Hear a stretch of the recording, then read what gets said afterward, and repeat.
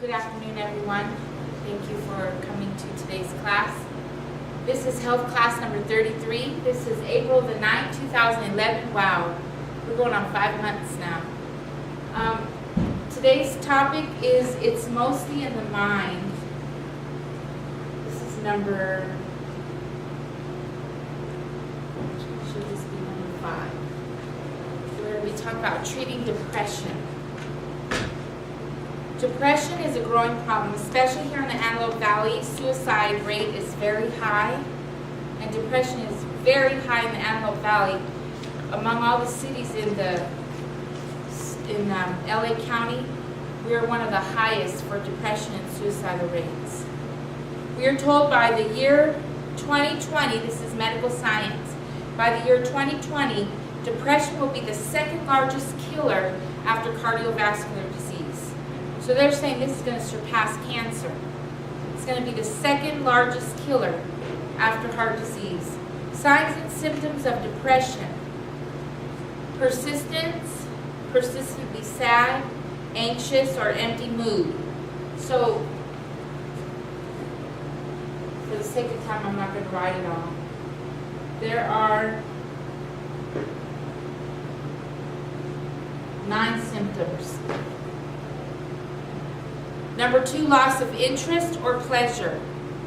If you hear the person say, I used to like to do such and such, I used to like to clean house, I used to like to cook, but they don't like it anymore, there's a chance that they're going through depression. Number 3, difficulty concentrating or making decisions. Number 4, too little or too big of an appetite, under eating or overeating. It could be either, for example, I know someone, when their spouse passed away, they were eating a lot of junk. They didn't know the health message like we do. So they went from, they'd eat gallons of ice cream a day, packs of cookies, or some people won't eat at all. Number 5, recurrent thoughts of death or suicide. Not all people are suicidal who think about death. They might have the thoughts, I wish I didn't live, but they won't kill themselves. I know people who grew up being told, if you commit suicide, you'll go to hell. So they never committed suicide, but they lived a miserable existence, wishing that they didn't live, wishing they were dead, wishing they could go to sleep and just roll over and die. So they may not be suicidal, but they're having thoughts of death. That's signs of depression. Decreased energy. They just don't have the energy to do what they used to do. Feelings of worthlessness or excessive guilt. Increased agitation or increased slowness. Poor sleep or too much sleep. Too little, they don't get enough. They have poor sleep or they sleep too much. If you have at least 2 or 3 of these signs and symptoms, you're considered clinically depressed. If you have 4 of these signs and symptoms, you have major depression. Let me say it again. Persistently sad, anxious, or empty mood. Loss of interest or pleasure. Difficulty concentrating or making decisions. Too little or too big of an appetite. Under eating or overeating. Recurrent thoughts of death or suicide. Feelings of worthlessness or excessive guilt. Increased agitation or increased slowness. Poor sleep or too much sleep. If you have at least 2 of those, 2 to 3, you're considered depressed. 4, you're considered majorly depressed. Okay? Women tend to have more depression due to hormonal imbalances. An imbalance of estrogen and progesterone. Normally the estrogen is higher than the progesterone.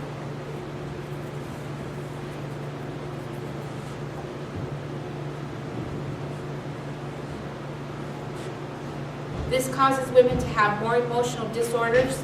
One example is postpartum depression. Hello. Postpartum depression. You know why a lot of women have postpartum depression after they have a baby? Hormonal imbalance. Their body's out of whack. But if we eat the right diet and we do what we're supposed to, that won't affect us. Okay? Does anyone know what can help balance hormones? So if somebody is suffering from any type of depression, they have an imbalance of hormones, whether it's manic depressive or bipolar. It's a hormonal imbalance. Does Does anyone know what causes the balance of the hormones? On the back seat right there. Thank you. What'd you say? You mean a gland? I didn't hear A you. certain gland? Just the hormones in the body, period. Does anyone know what would balance the hormones for in the body? Oh. You mean like herbs? Like different herbs? Anything you can think of. Oh, red sunshine. Sunshine. You said red raspberry? Red raspberry leaves. Okay, I didn't know that, but thank you. But she said it. The sun. The sunshine. If they sit out in the sun, this will balance the hormones. This is a hormonal balancer, the sunshine. What are people who are suffering from depression? They tend to do what? Sit in closed doors, Dark. dark. They close their curtains, right? They need to be out in the sun. They have low vitamin D levels. Is exercise What'd you say? exercise We're going to talk about that. Yes, absolutely. The sunshine can help balance out the hormones. It regulates the body clock, which is called the circadian rhythm. Okay? Has anyone heard of SAD? And I don't mean the standard American diet. It stands for seasonal affective disorder. It usually happens between the months of October and March or April. That's when certain places of the United States get gloomy. The people get depressed during those times of the month. There's a light box. If you live in a place where it's gloomy those times of the month, there's a light box. It's a box that sheds off light, and they use it. It helps for these months. We won't talk the cost. It's not real costly, but you can go to Apollo Light, APOLLOLIGHT.com. It's good for PMS, postpartum depressed women. It's a very good tool to have in your states where there's little sunlight in the winter. It helps regulate the hormones. Does anyone remember what the minimum levels for vitamin D should be? 2,000 is? No, No. 800. No, 50. Oh. Your levels, as far as when you get tested. And does anyone remember the test you should have done? Hydroxy 25. This is the correct test to check your vitamin D levels. You want to be a minimum of 50. They'll tell you 25 and 30. That's too low. You want to be a minimum of 50, and if someone has autism, a minimum of 80 to 100 for autistic. The hydroxy 125, 30% of the doctors do that test, and it is the incorrect test. Okay? Now, regarding this light that I was telling you about, it's called a light box. They use it for people who live in gloomy states during the winter months. It's a light box that you can put in your room and sit in front of and get the light rays. But they said be careful with people who are bipolar, because it can increase the serotonin levels for them. And it can make them so high that if they're given the incorrect drug, it can make their depression worse. Anyone heard of Dr. Neil Nedley? Yeah. Okay. He has a very good book on depression. I highly recommend you guys read it. He has a depression recovery program. He's on Audioverse. You can listen regarding the depression. Now, I don't know if he uses any medication. I know he's an MD. We know as God's people in these last days, she said we're not to encourage the use of any drugs, especially in these last days. So I don't know if he endorses that in his book. I'm not saying he does, I don't know. But I heard he has a very good depression program. And the people who come out of that program, the depression goes away. Okay, now one thing very important to ask people, now what are we dealing with today? Depression, right? You can have bipolar, manic depressive, postpartum. It covers a whole aspect of different types of depression. But shift work. Does anyone know what shift work is? When you work the night shift. Their whole body clock is off, right? You'll meet a lot of people who used to work shift work for years, and their circadian rhythm is off. Guess what will get that circadian rhythm going and make it right? Sunshine. Go put them in the sunshine. Put them in the sunshine. And it's important that they get on a regular schedule. According to recent medical science, regularity is more important for bipolars than medication. What are we told in the Spirit of Prophecy? We should have a time to Eat, sleep. time to rise. She says time to eat. And she said time to go to bed. Now, everything else might have to fall in line because of depending on your circumstances. But this should be the same day after day after day, consistently.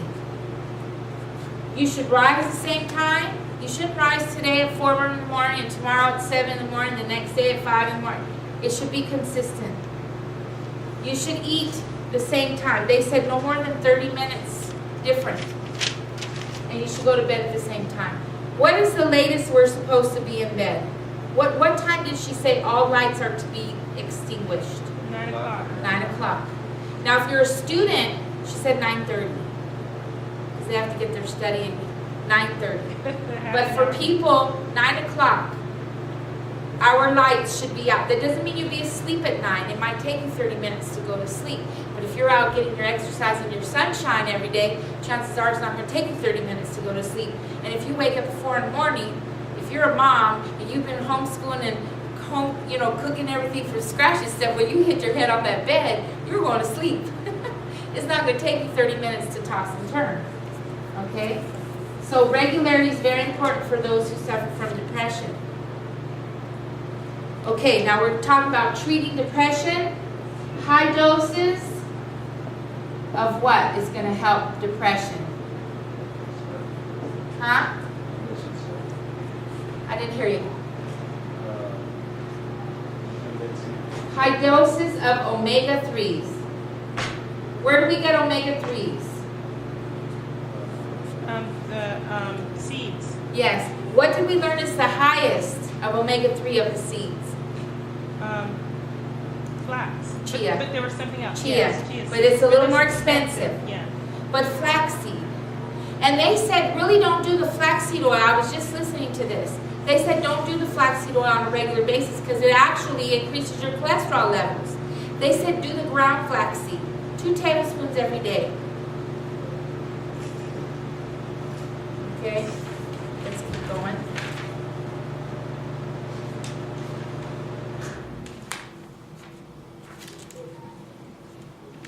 Okay, now we're going to talk about foods for depression.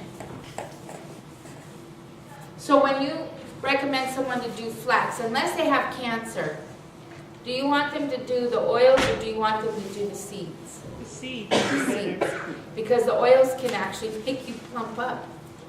And if you're cooking with oil, little olive oil, and you're using flaxseed oil, you're eating more oil than you need a day, because we only need like 1 to 2 tablespoons maximum. Alrighty?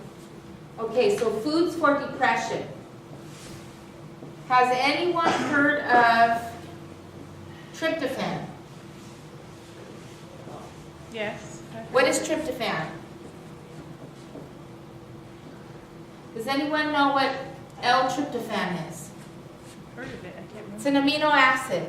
Are we supposed to eat amino acids, or are we supposed to eat foods that have the protein that break down into amino acids? You're supposed to eat the foods, that's right. We're not supposed to eat amino acids. That's why Bragg's liquid aminos is not good for you. They said it causes an imbalance in the brain, and it has too much free glutamate. We should eat the protein that breaks down into amino acids. So, foods, tryptophan is needed for serotonin to be produced. Serotonin is very important for how you feel, your mood, if you can go to sleep. It's only received from food. If you eat the foods with tryptophan, it will increase your serotonin levels and decrease the need for taking Prozac, Celexa, and the other medications that they give for that. Serotonin selective reuptake inhibitors. Serotonin selective reuptake inhibitors. They're called SSRIs. These are the medications that they give for people who are depressed. if you eat foods high in tryptophan, the need for this goes away. Foods high in tryptophan. And there's a whole slew, fruits, vegetables, nuts, and grains. There's a list. I put the link on here. And it shows you the fruits that are high in tryptophan, the nuts, the fruits, and the grains. What does the prophet of the Lord say? And all the fruits, and she says, in the fruits, vegetables, nuts, and grains contain what? All the elements necessary to make good blood. Okay? You have Prozac, that's an SSRI. You have Paxil, Zoloft, Celexa. These are famous medications that the doctors are giving. Okay?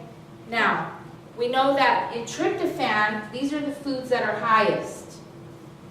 Flaxseed. So now flaxseed's killing two birds with one stone, because the flaxseed's high in omega-3s. It's also high in tryptophan. And you need omega-3s for depression, and you need tryptophan for depression, because it increases the what in the brain? Starts with an S. I said it several times. The serotonin levels. Serotonin levels have an effect on the dopamine, have an effect on the melatonin. This has to do with you can go to sleep. This has to do with your mood, hormones, transmitters in the body. Are you guys following what I'm saying? Absolutely. Okay, another food high in tryptophan is almonds.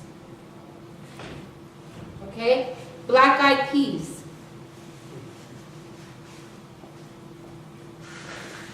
And tofu. Now, I learned something very, very interesting yesterday. Oh, also oats. Now, I want to read something to you guys. You know people who eat raw oats, and they do raw oat smoothies, and they make muesli with raw oats. They take the oats out of the bag and they don't cook it. You guys ever heard of that? A lot of people, when they do raw, they'll do their oats raw, or they'll sprout them. Let me read something what the prophet of the Lord says about grains, when we eat grains. This is very important. She says, grains used for porridge. Are oats used for porridge? Absolutely. Now, is rice used for porridge? No. She said grains used for porridge or mush. So that'd be your wheatina, your oatmeal, you know, rice stuff. Is sometimes used for porridge. In Belize, they make rice porridge. Okay.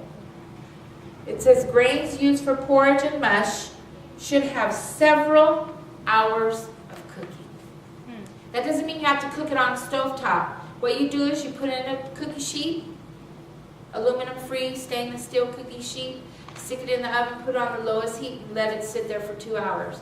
Then put your grains away. Then use those to cook. Because what happens if you don't, there's an enzyme that does not break down, and it can make you very sickly. And that's why there's a high allergy, what's the word I'm looking for? Allergies are on the rise in this country. People are not cooking their grains for several hours. So oats are very high. Okay? Tofu. A lot of people are iffy about tofu. Asian people have been eating tofu for thousands of years. I just recently found out it is the food and dairy industry causing this big scare about soy. Because they have lost so much money. The soy milk has replaced the dairy milk. They're saying more people drink soy milk now than they drink dairy milk. Especially in your non-Caucasian families, Hispanic and black, because they're very lactose intolerant. So the milk and dairy industry has put this huge scare. Now they said the problem was taking the isoflavone and extracting it from the soybean. That's what they were testing.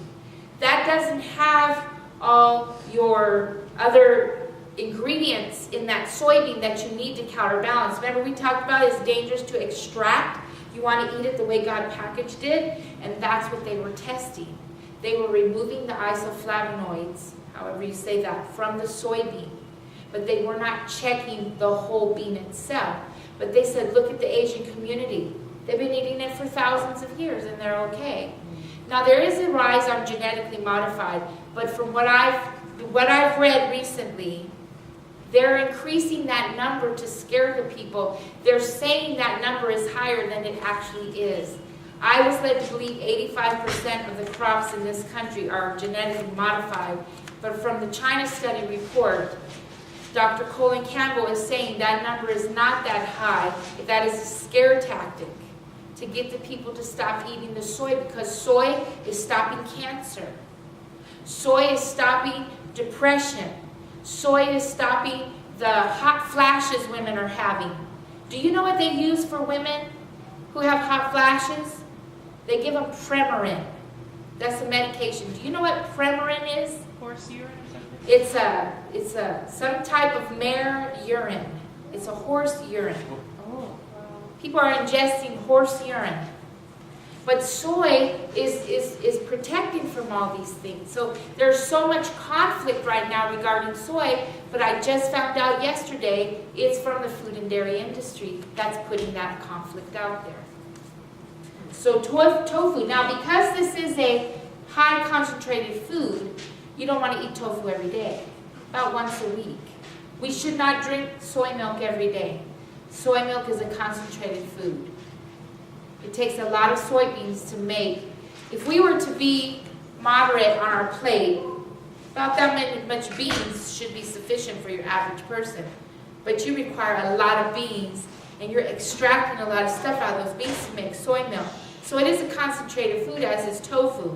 So we have to be moderate. It's not something we want to have on a regular basis.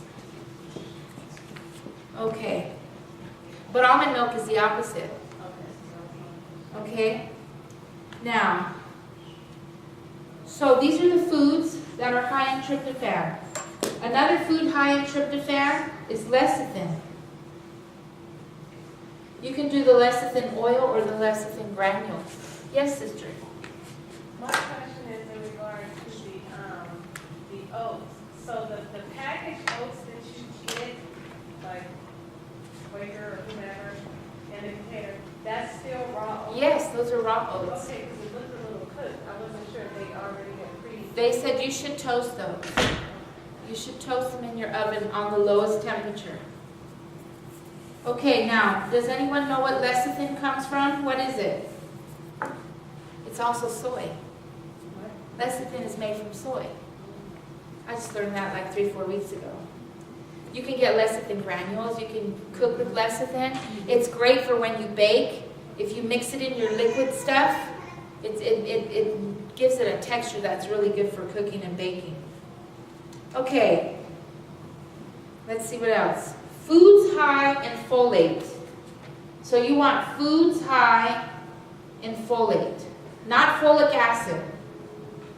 Folic acid is a supplement, and they're finding out that it actually causes cancer.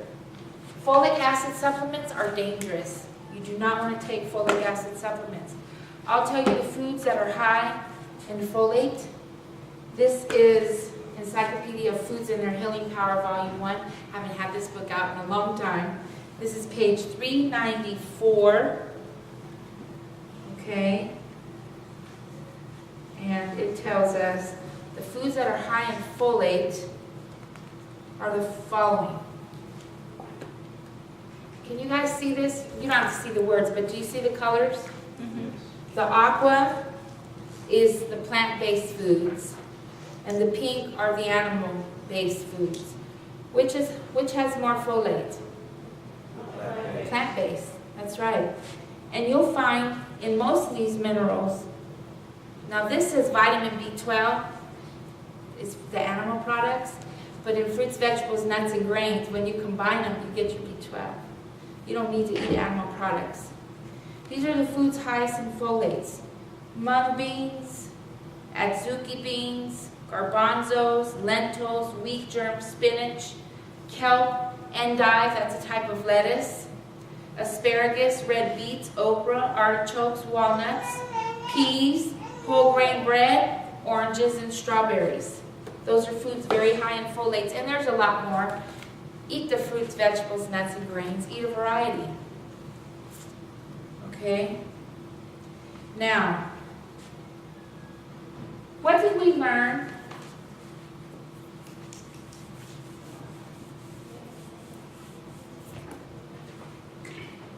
blood and chlorophyll. You know, back in one of the world wars, they used to use this for blood transfusions. Okay, what is the nucleus of blood? Anyone know? Hemoglobin. That's what carries your oxygen. When you're anemic, that's low, your hemoglobin. Now, what's the nucleus of chlorophyll? Now they say the only difference between blood and chlorophyll is the nucleus. When you look at them under a microscope, now what's the nucleus of chlorophyll? Does anyone remember? Magnesium.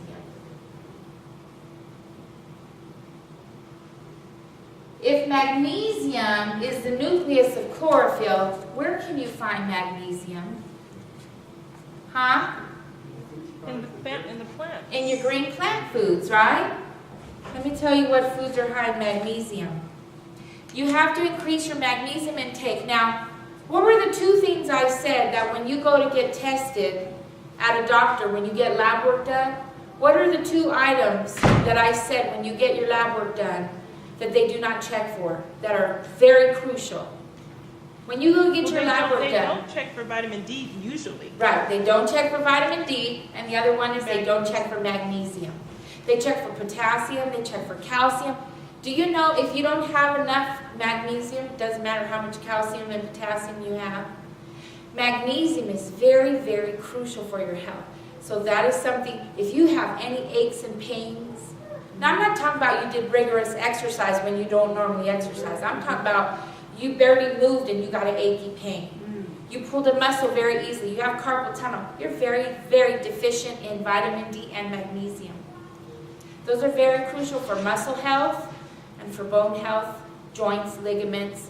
If people with arthritis, they have low vitamin D and magnesium levels. So these are the foods that are high in magnesium that are very essential to include in our diet. Bran. Guess what the second highest source of magnesium is? Pumpkin seeds. Squash seeds, pumpkin seeds. Yes, get those raw pumpkin seeds. But notice Winco's really increased those prices. Yes, they're going high. But a couple tablespoons a day, eat different seeds, mix them up. They're very high in magnesium. Sesame seeds. Sesame seeds are high in so many minerals that we need. Sesame seed is what is called a superfood. We should include sesame seed in our diet every day. It is a superfood. It's very high in so many minerals. It's high in iron. It's high in phosphorus. It's high in calcium. It's high in so many things that we need. Okay, cashews, blackstrap molasses, wheat germ, buckwheat, white beans, whole wheat flour, kelp, tofu, spinach. Sounds like what I just read about the folate, huh? So we get a lot of things. When we eat the fruits and vegetables, the nuts and grains, we cover a lot of territory. Okay, let's keep going. Now what are we dealing with? Treating depression, right? These are things how you treat depression. Cashews are extremely high in magnesium. They say pumpkin seeds are the second highest after bran, and almonds are high too. Okay? Guess what increased magnesium eliminates? We were just talking about it. We said soy does it. But guess what increased magnesium eliminates? Increased magnesium eliminates hot flashes. And cramps. Cramps. You know how people have cramps? Women have cramps from their cycle? They're low in magnesium. And when you're cramping or you pulled a muscle or you have back pain, what do they tell you to do? Soak in what? Epsom salt, right? Why do they tell you to soak in Epsom salt? It's full of magnesium. Because your bloodstream, it draws it through. And as soon as it gets in there, within a matter of minutes, you feel better. You get out of the tub. You think there was something special about that bath. It was the magnesium that you absorbed through your skin. And did you know you can take that magnesium? I've heard this. I've heard it from doctors. You can take the Epsom salt and you can eat it. You can put a little in some water, drink it. You can sprinkle it on your salad. But Epsom salt, if you're having carpal tunnel, if you have aches and pains, if you easily pull a muscle, you're low in vitamin D and magnesium. Okay? Isn't it cramps is due to lack of water? That could be one of the reasons. Absolutely, that could be one of the reasons. But pain, any type of pain is blockage. And blockage means there's a lack of the hemoglobin being brought to that tissue. Okay? So if there's blockage, like if you get inflammation, you bang your foot, boom, immediately there's pain. Why? Because now you have inflammation. And when you have inflammation, you're blocking the blood flow. And when the blood doesn't get to that tissue or that organ or that cell, it causes pain. That's why you have chest pain when you have a heart attack, because the blood flow is not getting to the heart. Is that understandable? So in most cases, pain is due to blockage. People have back pain because of what? Inflammation, right? There's some kind of inflammation going on. So that you got to get this. Now, what would help? Why do they have you do a cayenne salve when people have pain anywhere?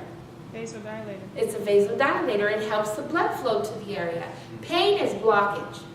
That's mainly what pain is. So a woman who's crampy, she has blockage. But a lot of times magnesium will help that. Okay, let's keep going. Alrighty. It said, this is something very important. People who eat raw oats have a lot of lesions on their brains. People who eat raw oats. The raw food diet is not a healthy diet. We are to eat about, now let me ask you a question. How many items maximum are we to have on our plate? 4. 4. Okay, so what can you split this up in? What would your percentage be for each section? Quarter. 25, right? Now, I hear people say all the time, at least 80%. How could you split that into 80%? It should be at least 50 to 75%. 2 to 3 of your items on your plate should be raw, at least 2 of your plates. But not everything on your plate should be raw. Why? Because there are some foods, even broccoli, we should not be in the habit of eating raw broccoli every day. Because of sin, our bodies are made in a certain way. So God has helped us, and we see broccoli was never intended to be on our diet in the first place. Did you know that? It's a vegetable. Right. It wasn't until after sin, when man was going to sweat, he was going to lose the electrolytes. And so the green foods, which are full of chlorophyll, replace those electrolytes. So when we eat certain vegetables, sometimes they're too hard for the stomach to break down. So you need to lightly steam them just a tad bit to help the process of the breaking down.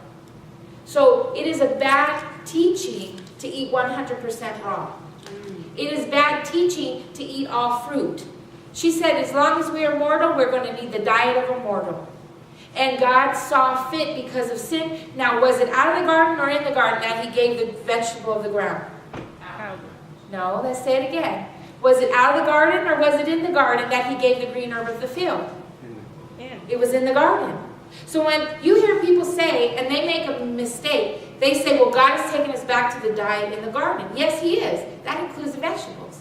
It was in the garden God gave the vegetables. She said, as long as we are mortal, we need the diet of a mortal person. Now, when we get to heaven, we won't be eating vegetables anymore. But are we still in sinful flesh? Do we still have sickness and disease and this body can break down? Then we need the vegetables. So be careful from the fanaticism that tells you go back to a fruitarian diet. First of all, God never gave a fruitarian diet. It was fruits, nuts, and grains and seeds. Fruits had seeds in them. It wasn't just fruit by itself like some Adventists are teaching, and that comes from New Age doctrine. Fruitarian diet comes from the New Agers. Stay away from it because it'll make you very sickly. A 100% raw food diet will make you very sickly. Unless you're doing it just a couple days. Okay? But I don't recommend that you do it 10, 20, 30 days. It's not healthy. We have to have some cooked foods. Yeah, and what did we learn today are to be cooked several hours? The oats. The grains that you use for mush. What about those people that they doing a vegetable juicing, and this is what they are taking, just the juicing for like, you know, for a week or something like Okay. that. The juicing that the prophet of the Lord talks about, you can find it in Ministry of Healing. I don't know the exact page right off the top, but she said when we do any type of fasting, not juicing, fasting, the most days she talks about is 3 days. She talks about fruit fast, okay, and she talks about a water fast, I believe. She said just a couple days. Now, there are some people, unless you have like a life-threatening disease like cancer, I wouldn't recommend juicing on a regular basis, and I'll explain to you why. She said, from what we've studied over all these weeks, we are now in class 33, so this is our 17th week. She said that we should eat our food in what kind of state? Natural. A solid state. She said we are not to take our food in a liquid state. Let me ask you a question. What is juicing? What kind of state are you taking it in? You're taking it in a liquid state. She said when we do our food in a liquid state, we put too much burden on the kidneys. She said the beverage that God gave to man is water. That is the beverage that we should use. Now the juicing, if somebody has cancer and they're dying, I'll give them the juicing. But to just juice on a regular basis, or I'm going to go on a 90-day juice fast, that is contrary to a spirit of prophecy. It is not healthy and is a burden on the kidneys. And you're not getting the fiber. And you know a lot of people who juice, they don't use the restroom very well because they don't have the fiber. They just have the liquid. The fiber is extracted. And what do you need for a good bowel movement? You need fiber. You need bulk. She said, where does digestion start? It starts in the mouth. Yeah. You have to chew Yeah. for that. Now, some people say when you drink liquid, chew. No. Doctors say no, that is not sufficient. You have to actually have the food in there and be grinding your teeth and masticate that food in order for that digestion to properly start. Yes, brother? What about if someone's sick, like with the flu, and they're not really holding out solid foods that well? There is a quote, I think she said, starve a flu and feed a cold, or feed a cold and starve a flu. Feed a fever and starve a cold. There's a quote where she said that. They're to abstain from food until they can't eat for a couple days. For a couple days. You can give them water, and if necessary, you can give them an enema with some juice. If necessary. If they're willing to take it. You know, if you're dealing with somebody, cancer patient, and they're all frail and fragmented, and they're not able to take anything down, and they don't have a G-tube, you can give them an enema of green juice. You know, there's those cases where you have to step out of the box. But I'm talking about on your average. Overall, we shouldn't be juicing every day on a regular basis. Oh, okay. We should be eating the fruits, the vegetables, the nuts and grains, and the seeds. In the natural state, the way the Lord packaged. Did God give Adam and Eve juice on a tree? No. He gave them the whole fruit. Because when you extract the juice, you don't have the fiber and all the other phytochemicals to balance with that juice. So when you drink juice, let's say orange juice, let's say you're diabetic and your sugar's low. What did we learn when you drink juice? What does it do to your sugar? It spikes it up. And every time you spike up your sugar, you're damaging your internal organs. But when you eat it with the fiber, it doesn't shoot up. It goes up balanced. You get what I'm saying? So when somebody has low blood sugar, don't give them orange juice, give them an orange. Give them an orange. It'll go up. Have them suck the juice out of the orange and then chew the orange right behind it. But it'll balance out that sugar. Because the spike in blood sugar causes internal damage to the organs. Is this making sense to you guys? Okay. Okay. They say raw oats are high in phytic acid. Remember we were talking about you have to cook it for several hours? Because the raw oats are high in phytic acid and they need to be broken down. And the only way to break it down is by cooking the grains for several hours. That's why you have to cook them, because of the phytic acid, and it's not good for your body. You have to break it down with the heat. Okay? 2 to 3 tablespoons a day of flaxseed for depression. I said 2, it should be 2 to 3. Okay? You know what else can lead to depression?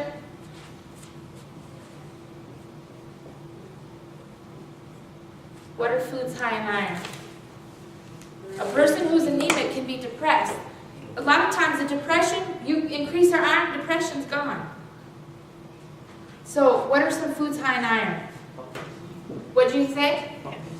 Blackstrap. Blackstrap molasses. Let's see. What'd you say? Greens, raisins. Greens. Greens are very high in iron. Greens, yeah. Okay, let's see. Fenugreek is listed as the number 1 high in iron. It's an herb. Is it the mushroom is also high in iron? Yes. Mushroom. Some people are iffy about mushrooms, though. Because they're fungus. Yes, but so is yeast that you make your bread with.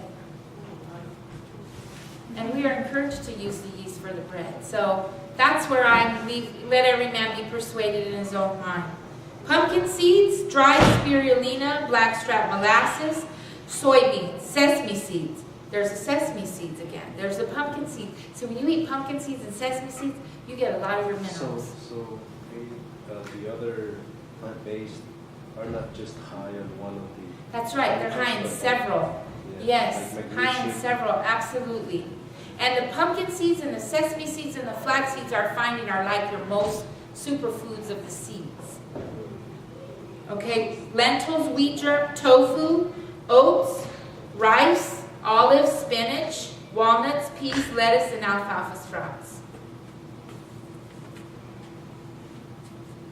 Okay, we are talking about the dairy industry. They're engineering a lot of the false information regarding soy. They want to shed a bad light on it. So soy is not as bad as I once thought. I really thought it was bad. Horrible stuff. But then look at the Asians. They've been eating soy for years and they live. The Okinawans, they're part of the blue zone. They're hundreds of, living to be 100 years old. Okay?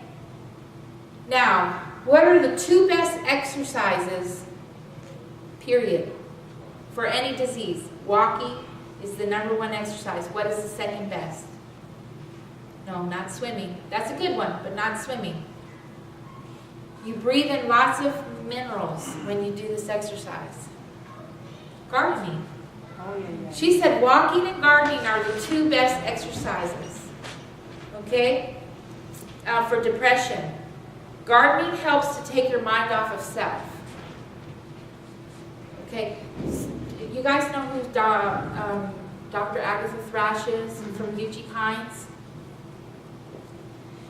She would get schizophrenic patients, and I believe it was her. Magna Parks is a psychologist, according to the Spirit of Prophecy. She was talking about Dr. Agatha Thrash. And they would put them out there with a hoe, just doing absolutely nothing but just messing with the dirt. And in 8 hours, they did this a couple of days, schizophrenia would be completely gone. Schizophrenia. If someone's suffering from schizophrenia, you need to increase their B vitamins. Do I mean buy supplements? B vitamin supplements? How do you increase B vitamins? Grains. Lots of grains. Whole grains. Okay? What are some grains? We talked about oats. What else are some other good grains? Your rice. Your rices. You have red rice, you have brown rice, you have wild rice, you have black rice. What else? You do not want white rice. Whether it's white jasmine rice, whether it's white basmati rice, whether it's white Uncle Ben's rice. You do not want white rice. You want it to be a rice of color. Because otherwise, it's depleted of the fiber. Okay, what are some other grains? Quinoa. What do you say? Barley, millet. There's many grains out there. Okay? They said give schizophrenics a hoe and just let them walk out there. Okay? Same results with those who have bipolar. Have them do gardening. She says we should do, for the females, they should do little strawberry plots. And you should do little flowers. And the men, they could do trees and fruits and vegetables.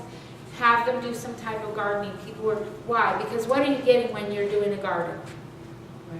You're getting fresh air. Minerals. You're getting sunshine. That's right, you're breathing in the mineral content. Okay? They say science is showing, this is medical science. that gardening tends to increase the serotonin levels. And that's because you're in the sun.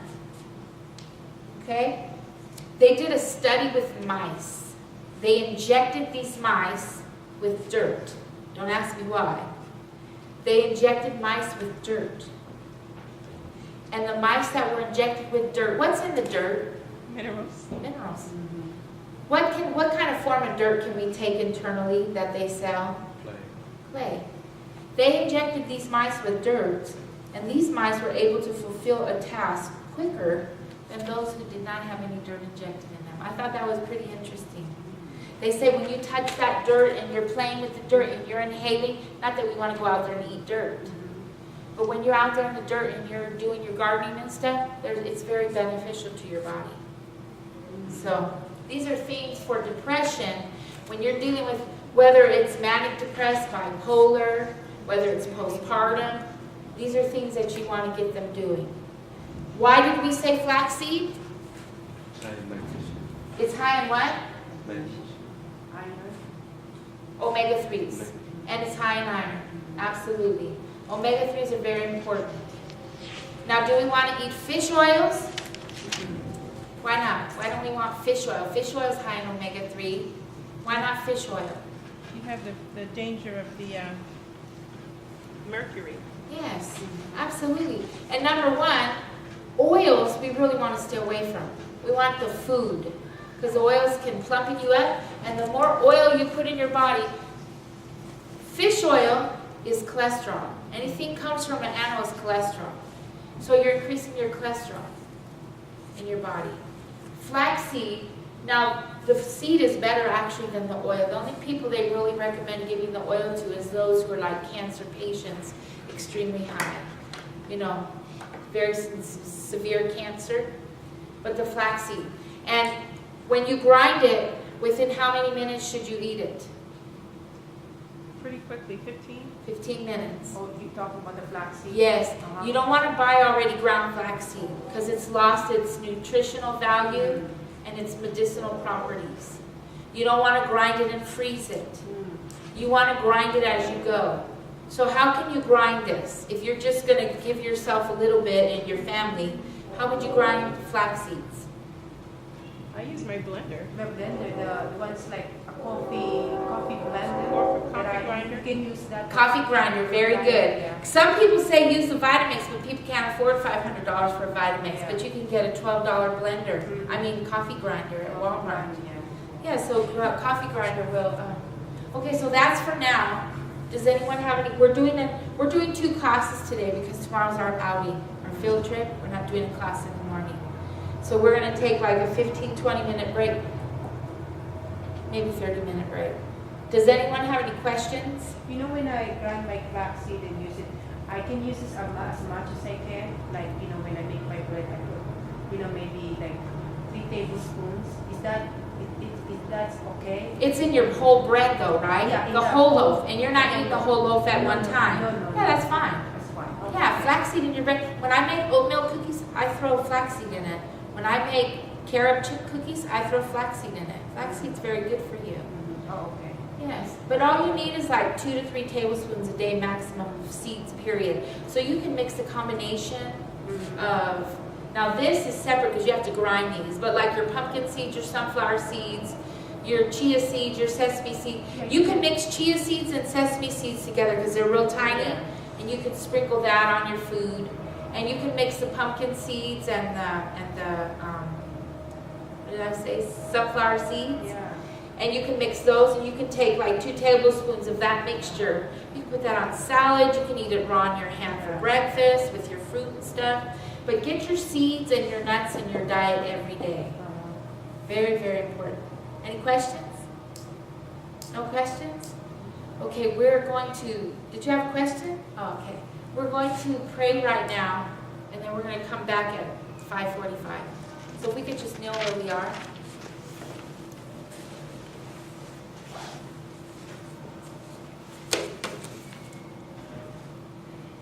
Dear gracious Father, we thank you for the information you've given to us through your word and the spirit of prophecy and medical science. We ask and pray that you help us retain this information and utilize it. Please be with us now and bless us. In Jesus' name I ask and pray these things.